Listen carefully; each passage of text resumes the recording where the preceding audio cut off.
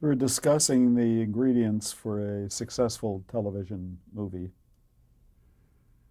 Well, as contrast to the feature pictures, Yes. um, where the director is paramount, television is a writer's medium, no question about it.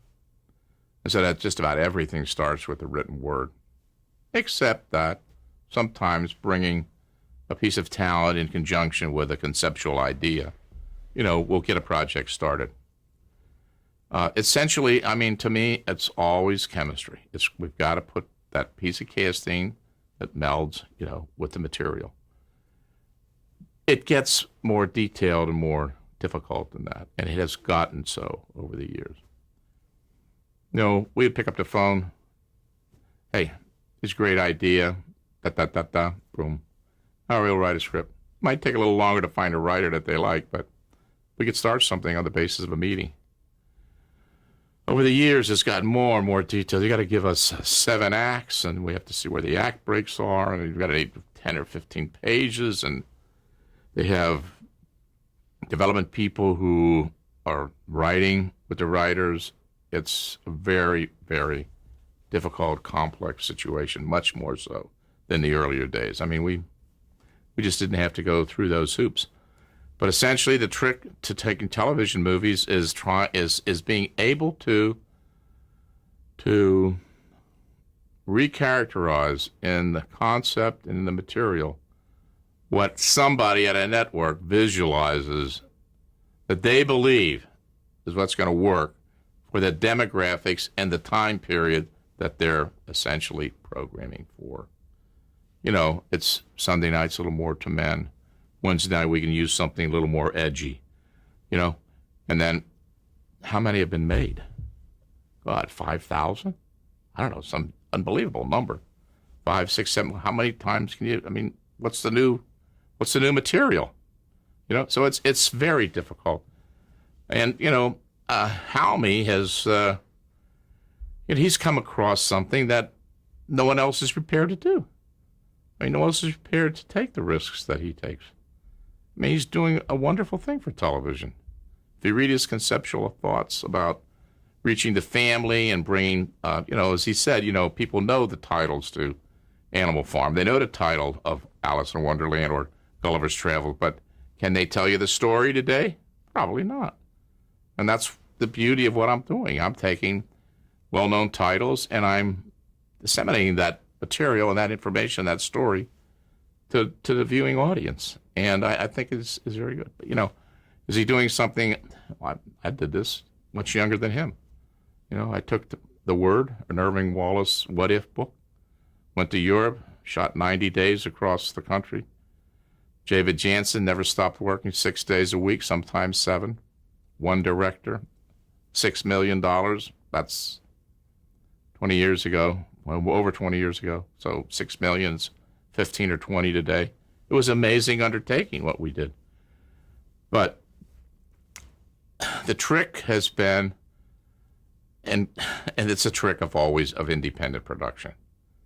And it's the trick of being able to mesh. I mean, if you're going to Columbia or you're going to Disney, you're going to pitch a theatrical film, you got to be able to catch the mind of the person who can say yes. And that's the trick of making television movies. Is there a need? Sometimes there's a greater need, and they want something specific that they can tell you about. And crazy things happen.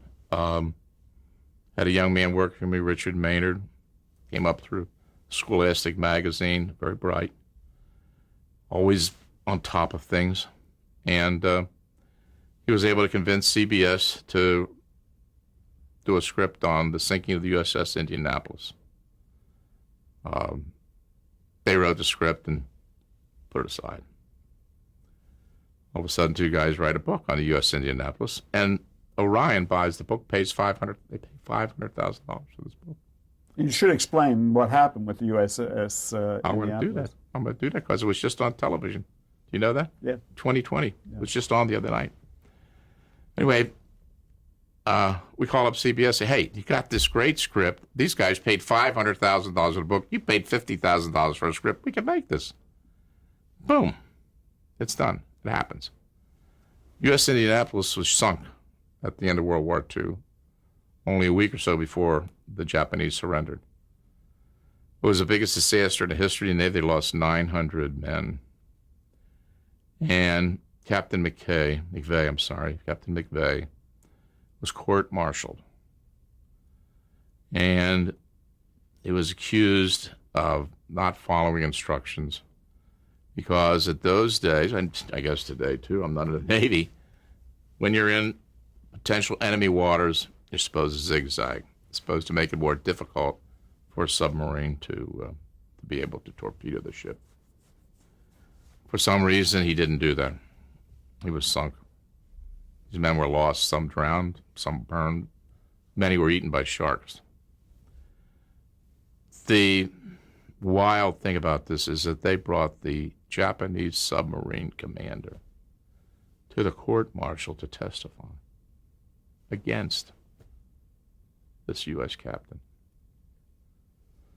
You know, of course, the Japanese, being pretty arrogant guys, says, I'd have gotten him whether he zigzagged or not, you know. Well, Navy didn't believe that. They put the marker on McVeigh. Of course, you know, they didn't imprison him or anything, but he had a terrible mark on his record. And 10 years later, he committed suicide. The interesting thing about this is I'm watching the promos for 2020, and I see this thing, sharks, ship. I thought, what is this all about? So I tune in, and there's a young boy, about 12 or 13 years old, who heard about this. He was watching Jaws, the movie, and at the end of Jaws, Robert Shaw and Scheider having a conversation, and they're talking about, because the sharks are out there, they're talking about the sinking of the Indianapolis. And so this little kid decides he's going to write a paper on this subject. And he begins to get more and more into it, and pretty soon he's creating his dossier. His room is filled with all types of memorabilia, and he's been in contact with the survivors. And he's actually gone to, I think they have a bill in Congress now to try to clear Captain McVeigh. Because, as we pointed out in the movie, a lot of, they didn't know where the ship, for 4 days, they didn't know where the ship was. The Navy in Leyte didn't have it. Actually, this ship, the interesting thing about it is the ship that delivered the nuclear bomb to Tiananmen Island. And they were on their way back from having delivered the nuclear bomb. And there were only two submarines, and the captain was not told that the submarines were in the area. And there were only two submarines, and one of them got him. But this kid went to Washington, D.C. There's pictures of him with congressmen. It's funny. I didn't even know that. Jack Valenti had a breakfast for Senator McCain, the Vietnam veteran, Navy. And I sent him a tape with a picture. I said, this captain has never been cleared, Senator McCain. You're a Navy man. I think you ought to look into this and see if you can do something about it. Well, I don't know if he ever did, but it's interesting that here's this young fellow, 13, 14 years old, that's back there trying to cure him. It was interesting. Those kind of pictures are sometimes very interesting and exciting and expensive. Right. Expensive. Now, you have executive producer credits on many made-for-television movies. What does an executive producer do? I think a lot of people have asked that question. I wish I knew. Well, producers on television movies are pretty much on the line. Sometimes they're a developer, but they're the guys who have to be out there with the movie. You can't have 3 movies shoot at the same time, be the producer. So as an executive producer, you're primarily a packager. You're a supervisor. You're generally supervising more than one project as a general rule. In the television movie business, series business is a little bit different. But essentially, you're the real entrepreneur on the project. You're usually the individual who's taking the financial risk, if any. You've usually been involved. Many of the pictures I made or had made for my company, the producer never came online until we got to pre-production. I mean, we do all the development in-house.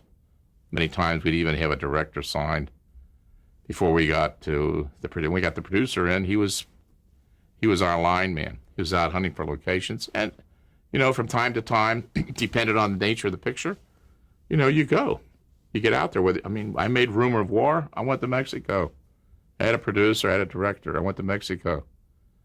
I helped pick all locations in Puerto Vallarta. Luckily, I did because I had to come back there. I went to Villahermosa, picked all the locations with the director. Depended on the nature of the project and how deeply you're involved in it, or how much of a risk you're taking and how difficult the project is, you're out there. We made Martian Chronicles. I was in Malta. But on some pictures, I have to admit, I never got out there because I was basically covering those bases that I felt as an executive had to be covered. In 1974, I think you realized the dream by starting your own company, Freeze Entertainment, was it? That was originally, I think we called it it originally was called Alpine Productions. Alpine? Yeah, because I was able to take credit at Metro Media, but John Kluge didn't want me to put my name on a picture, so I could put Alpine, which was a street I lived on. And I switched it to Charles Freeze Productions. Because I remember Quinn Martin. I liked that idea. Quinn Martin. He always good at titles, thinking about executive in charge of studio. I thought, Quinn Martin, that's good. Chuck Freeze. So I called it Charles Freeze Productions. I didn't switch to Freeze Entertainment until later. Right. Incidentally, didn't you work with Quinn Martin's father at one time in your career? Yeah, when I started in the business. He was a film editor on a Cisco Kid.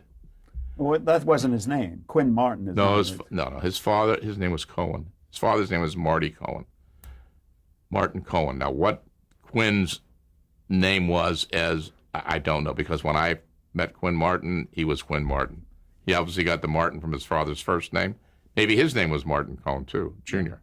I don't know. Decided to change it. We worked together for 2 or 3 years. He worked at Ziv, Quinn.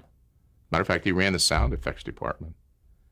And he came to me one day and said, I think I have an opportunity to go to Desilu. So if they call, tell them I'm making $500 a week. I said, okay, so that's it. When you started your own company, did you do it with your own financing or did you have some outside financing?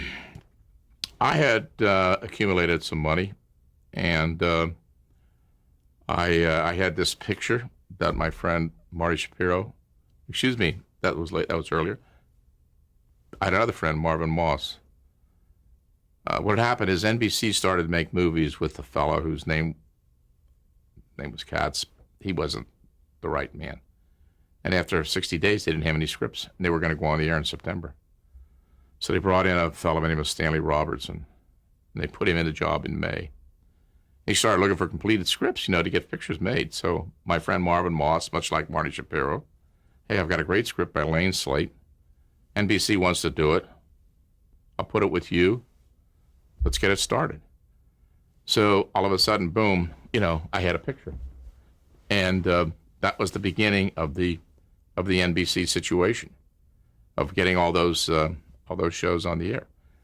What that did for me was I went to World Vision, who at that time was not financing, but was interested in distributing television movies, and they were prepared to make two things. And one, they made an advance to help me defray my overhead, and then they made an advance against each picture as it was produced and recouped the overhead. So that, with the money I had and a picture to go, I was in business. Who were you working with at World Vision? Kevin O'Sullivan was there at the time. That World Vision, when the financial syndication rule came into place, all those network syndication divisions had to be moved out. Kevin O'Sullivan was the head of ABC's syndication division, so he took it over and renamed it World Vision. And the other fellow that was there with him was a fellow named Neil Delman. John Ryan wasn't there? No, he came on later, much later. Now, where was your company located? They were in New York. They operated. No, your company. My company. Oh, well, what happened is that at the end of my tenure at Metro Media, I made a pilot with Ishmael Lee, Fred Coe, kind of a goofy thing about a woman in the Army or something. And Fredco had this great. We used that facility as a rental place for our rental studio to shoot the pilot. Fredco had this great office on the fourth floor, a big bunker over there. So Bob Norvett was a guy I'd known, had done deals with him. I said, I may be leaving Metro Media, so you hold that fourth floor suite of offices for me. He said, yeah. So I moved in there. I joined Metro Media April 7th or something like that, 1970, and April 1974, I moved into CBS Studio Center. And did you have associates to begin with? Did you work with other people? Well, what had happened is that Malcolm Stewart, who was an agent that I knew from, at the beginnings of time, had moved into theatrical production. And he made a few pictures, but unsuccessful pictures. And he was kind of like at the end of his rope, And I was looking for somebody to work in development with me at Metro Media, so I said, why don't you come over here, and take a shot. So we did work together for about 6 or 8 months just before I was leaving. And then also, Michael Eisner was had family was very friendly with the Gans family. I don't know if you follow art at all, but the Mr. Gans, I don't remember his first name, Tony's father passed away and left the largest Picasso collection in the world. And as a matter of fact, his father was on the design committee for a lot of Disney projects. They were friendly, so Michael called me. He said, I have a really bright young guy just out of college, friend of ours, friend of our family. Name is Tony Gans. I'd like you to see if you can find a place for him. Well, Michael's a buyer, so I'm going to try to figure out how to find a place. Well, it was not a bad recommendation. Tony was very good with story, very bright. Malcolm was a great pitch artist. So since Metro Media was closing down for the umpteenth time, I said to these guys, come with me. Fine.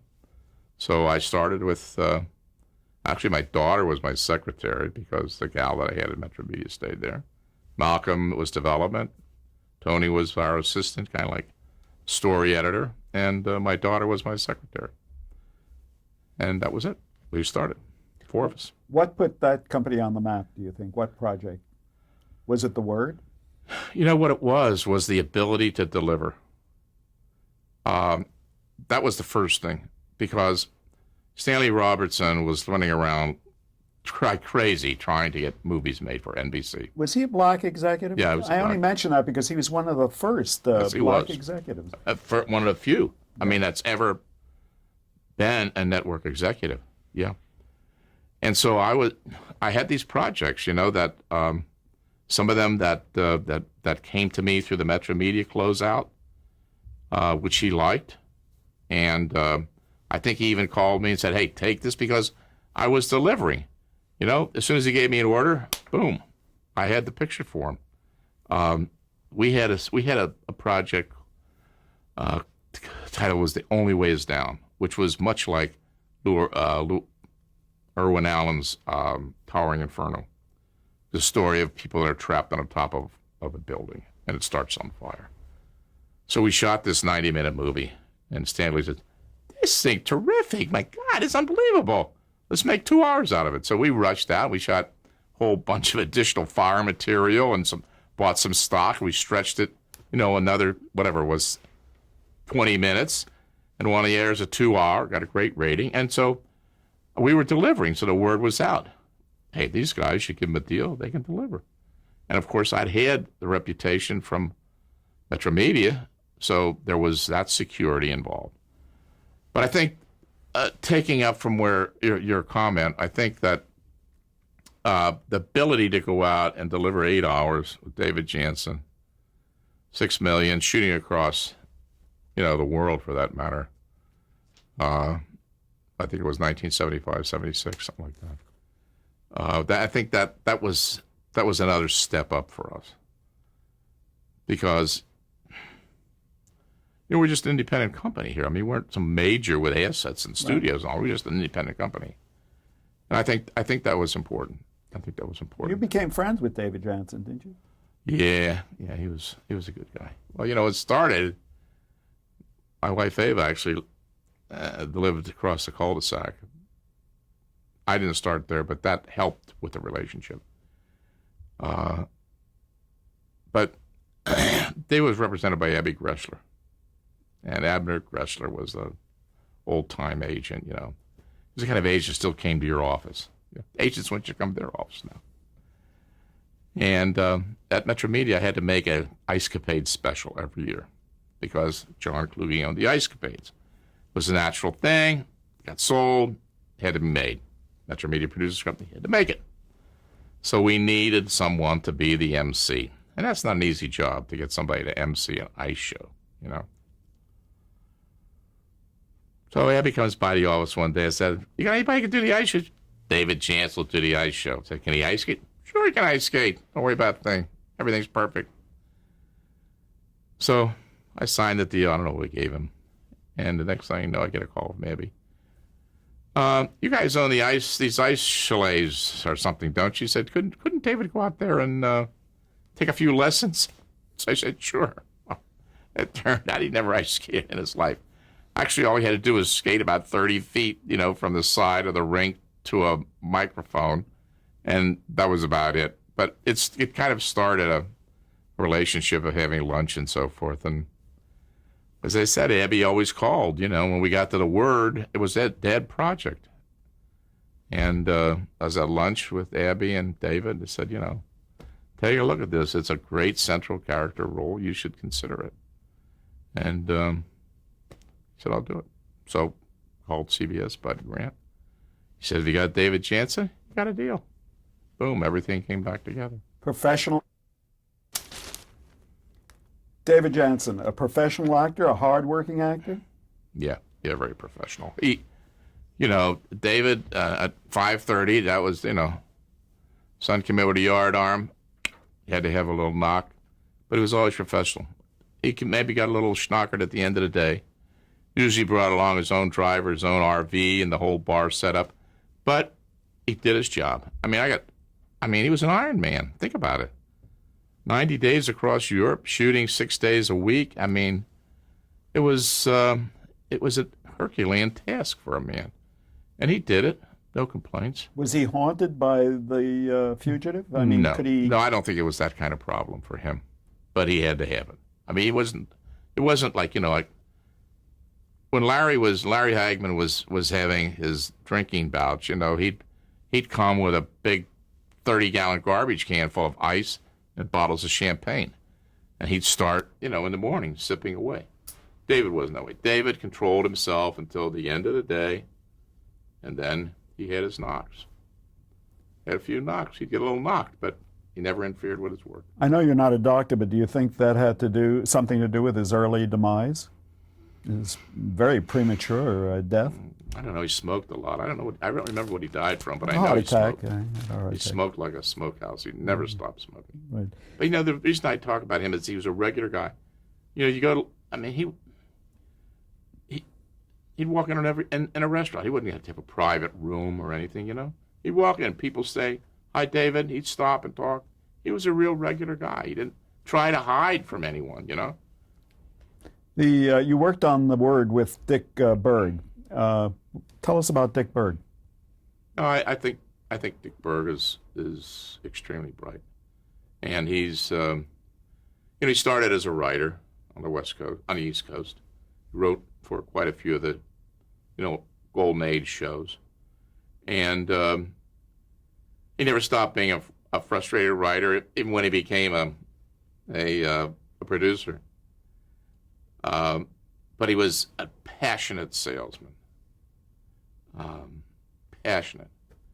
And he had a good handle on, oddly enough, although the Morris office represented him and they put some projects to him, he would find some of these little old off-the-wall agents who would dig up projects, and scripts.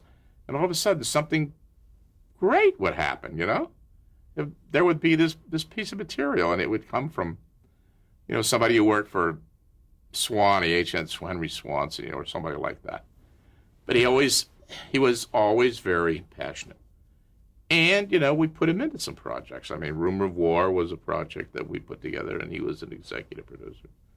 Martian Chronicles is a project we put together. He was an executive producer. But Dick has been successfully selling and putting shows on the air for as long as I can remember. I met him for the first time before I went to Metro Media.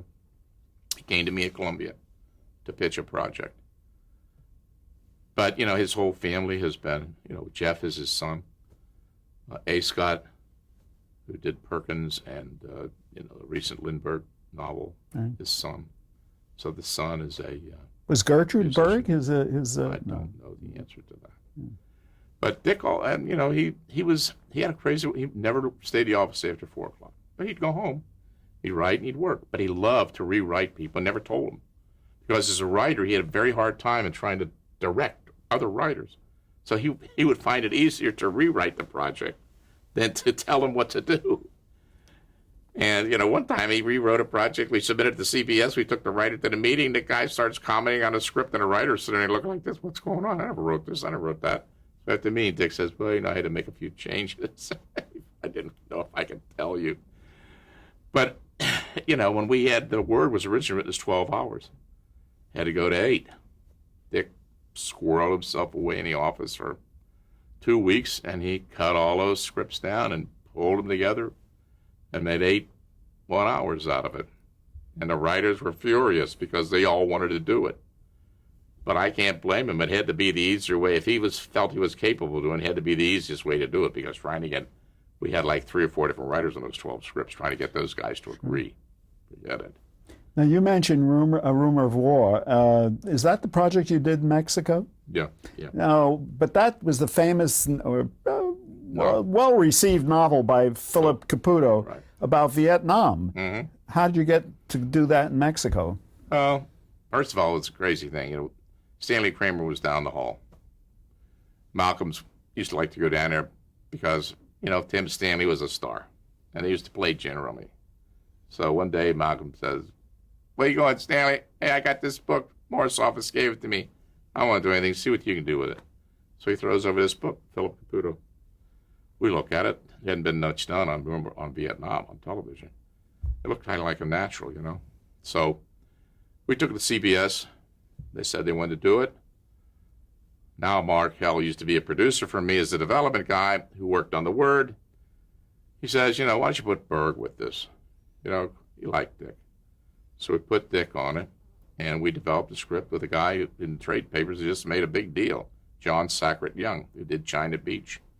And he was assigned as the writer. He wrote 4 hours. I have to ask you to pause here, if you would, please.